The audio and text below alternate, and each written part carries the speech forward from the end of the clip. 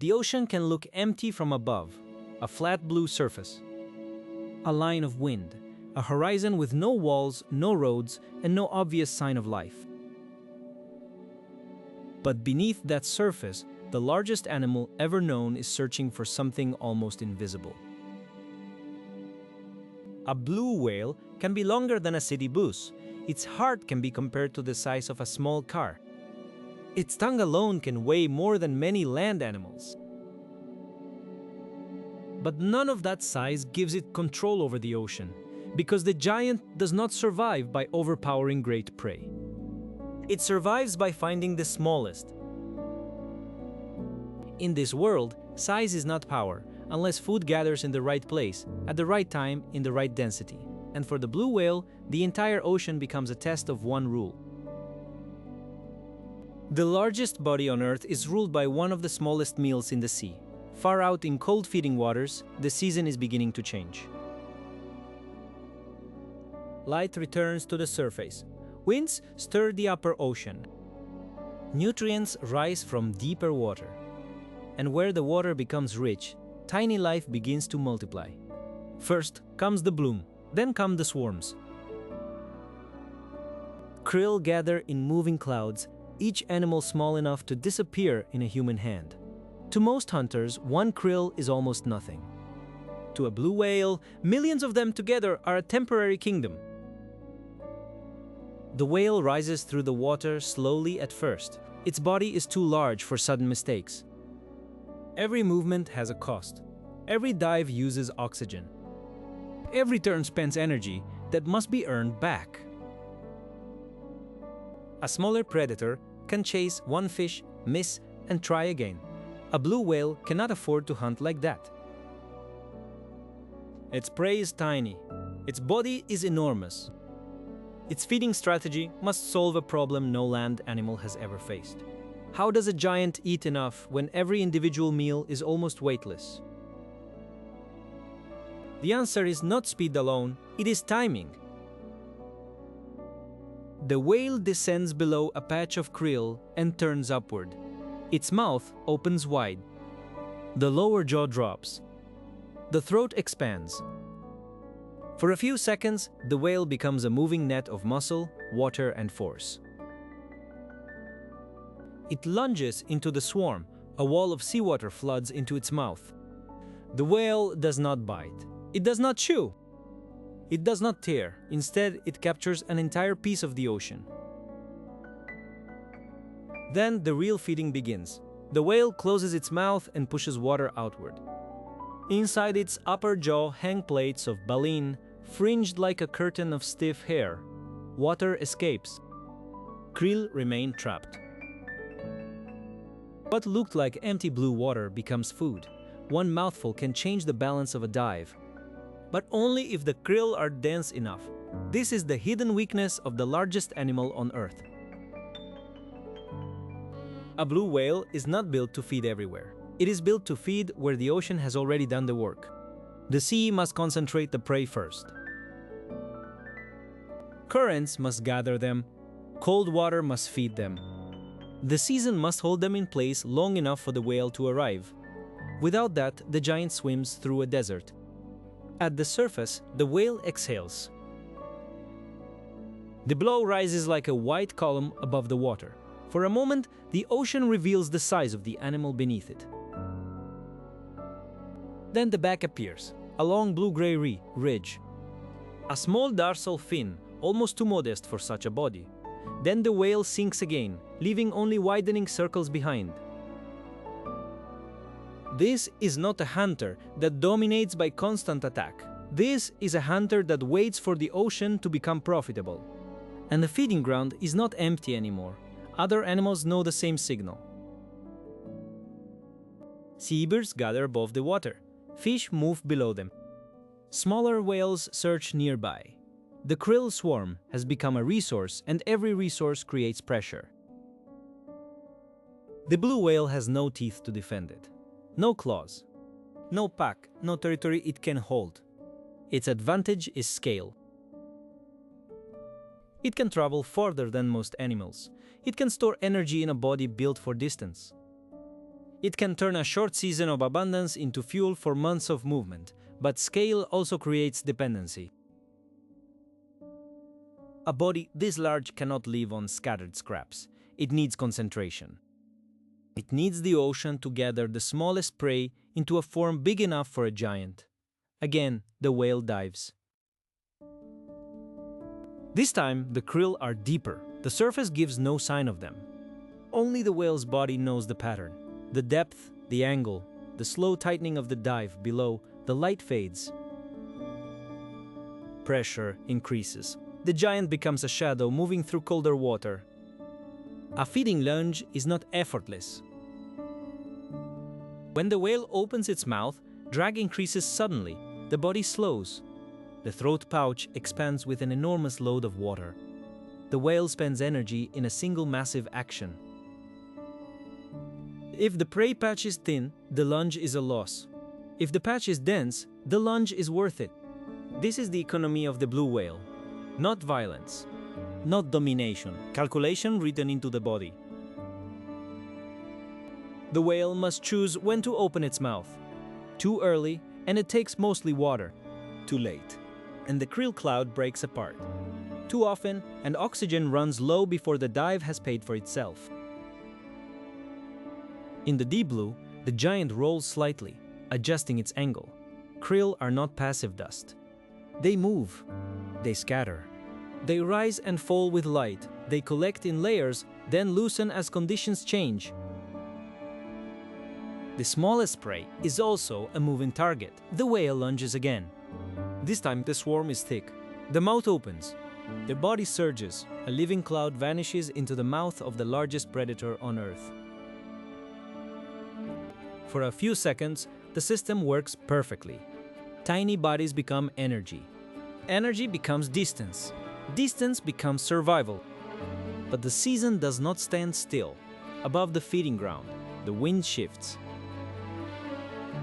Water that held krill near the surface begins to change. The swarm that was dense in the morning spreads by afternoon. Birds that once circled tightly now search in wider loops. The whale surfaces again, but the pattern is different. The blows are farther apart. The dives are longer. The reward is less certain. For a blue whale, the danger is not always an enemy with teeth. Sometimes the danger is space. Too much water between meals. Too much distance between swarms. Too much energy spent searching. In an ocean, this large food can disappear without truly leaving. It only has to spread out. And when krill spreads out, the giant loses its advantage. This is the first turn in the story. The whale is still enormous, still powerful, still unmatched in size, but now the ocean has changed the rule. A giant cannot feed on size alone. It must follow density. Farther south, another line of the story is beginning. A calf swims close to its mother. It was born already massive by human standards. But in the ocean, it is still vulnerable.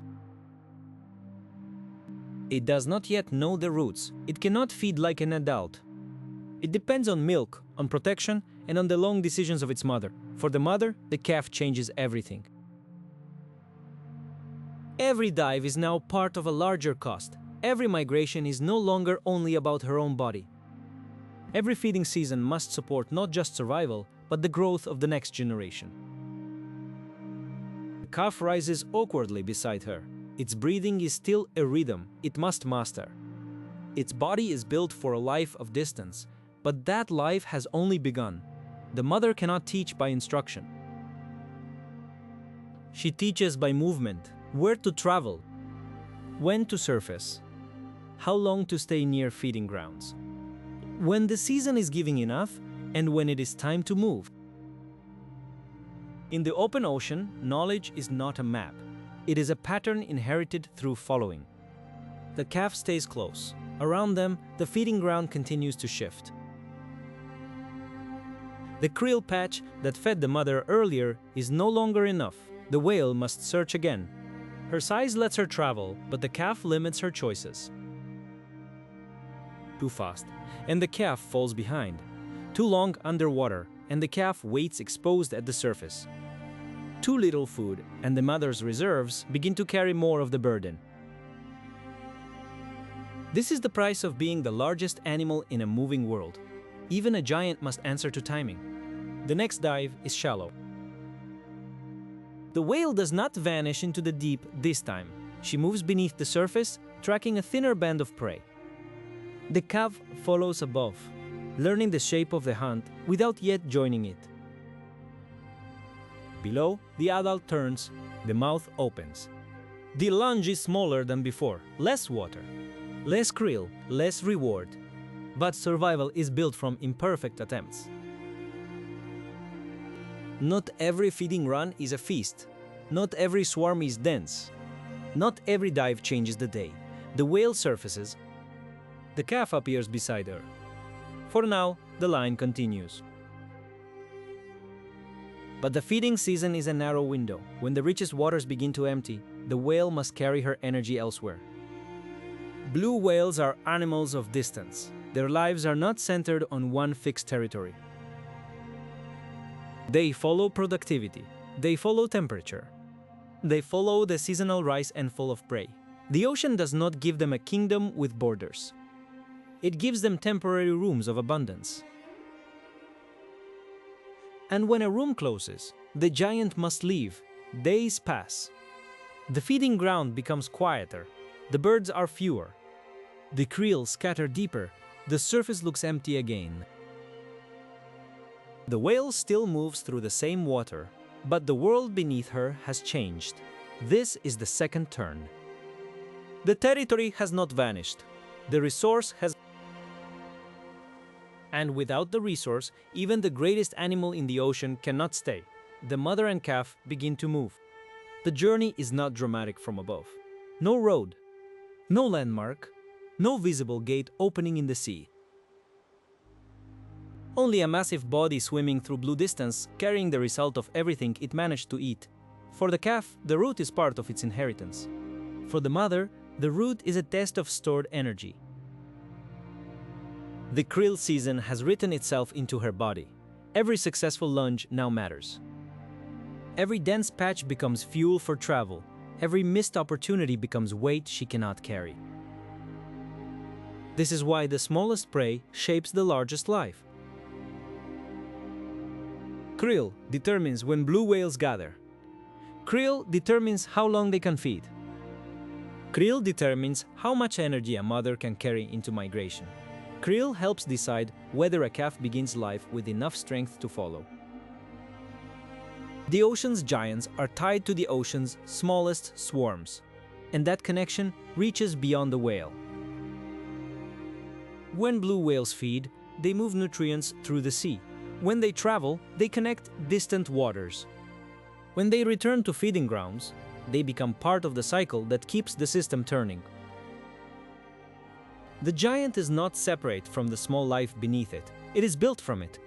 The story of the blue whale is often told as a story of size. The biggest body, the deepest voice, the longest shadow under the surface, but size is only the visible part. The real story is dependence. A blue whale rules nothing by force. It cannot command krill to gather. It cannot stop the season from changing. It cannot make the ocean reach everywhere. It can only read the world better than hunger allows. It can travel when the food moves. It can dive when the swarm thickens. It can turn water into energy when the timing is right. That is its power. Not control, precision.